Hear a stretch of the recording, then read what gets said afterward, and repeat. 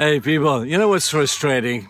I've just done a whole devotion here today, and I thought, man, that went really well, only to find that I hadn't turned the camera on. Anyway, let me give it another go. We're talking about being hindered by Satan. We saw yesterday how in order to understand how to deal with the devil, you've got to understand his tactics. And one of his tactics is the tactic of intimidation. And sometimes we think that in order to fight with him, in order to win against him, we've got to get stronger than him. Now, I know greater is he who is in us than he who is in the world. I understand the strength of God. But when we try and fight the circumstances of life, when we try and get bigger than the things that happen around us, when we try and work these things out in our head to be able to understand them, man, we just kick in our own butts here, because you're never going to be able to do that. You'll never get stronger than the situations around you. And if you get close to it, you'll end up being exhausted. There's got to be a better way to deal with them. And that is the clever way. Cleverness always beats strength. Strength is overrated. Just find them on clever terms. Now, one of the rules that you'll understand if ever you've been in a military training situation, they teach you, first of all, you've got to understand your enemy. You've got to know who you're up against. What kind of war is this we're fighting? Is this a conventional war? Is this a terrorist war? Is this what kind of a fight are we expecting here? You've got to know your enemy. Now, the Bible is clear that we can know Satan's tactics. They are very clear, they're very predictable, and he's easy to know. A couple of months back, probably, we did a little series in this, and at the risk of repeating myself, let me repeat myself, because I just want to give to you 4 aspects of the way that Satan will try and disguise who he is. And he will come under the guise of subtlety, and he'll try and, if he can't intimidate you, he will try and infiltrate you. That's how it generally happens. Here are the 4 guises. First guise is Satan came in the Garden of Eden as a snake in a tree, and he was subtle. He came in with just the insinuations and the sowing the seeds of doubt. He says to Adam and Eve, did God really say that?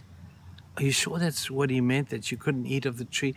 I'm not so sure. I think you may find that God meant something completely different to that. And all he did was sow a seed of doubt, and he reaped the reward of Adam and Eve falling for that thing. You see, they thought that maybe God was holding out on them. Maybe there'd be more. And so they fell for the serpent in the tree tactic. The second tactic is that of the wolf in sheep's clothing, where this is the one that came to Nehemiah. Nehemiah was on a mission to rebuild the wall of the city, and they came to him, 3 enemies, and they said to him, Nehemiah, looks like you need some help here. We could be the guys to help you. You know, Nehemiah, if you do it our way, this could be a lot better for you. And Nehemiah smelled a rat straight away, and he says, I know who you are. I know what you're trying to do. You're a wolf in sheep's clothing. And he recognized the wolfishness despite the disguise. And it's a stupid disguise. However could a wolf put on a sheepskin and hope to con anybody? Open your eyes, people. Satan is obvious. And sometimes he does the wolf in sheep clothing routine, and we sometimes stupidly fall for it.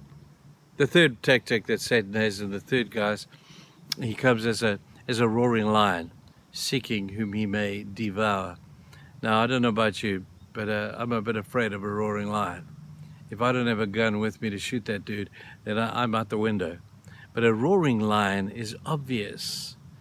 It's a roaring lion that came to Joseph in that great story with Potiphar's wife, who was making eyes at Joseph. And Joseph saw this, and he wasn't going to fall for this one.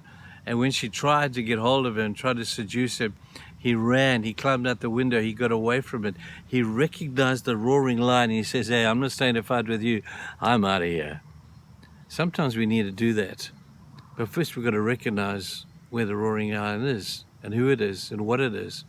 And when you are afflicted by it, or you're confronted by the roaring lion, turn around and run, because that's the best thing to do. But it's the fourth one that's really intriguing.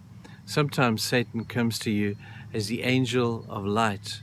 You can read that in the scriptures. You look at how Satan comes, and he looks like he's the answer to your prayer.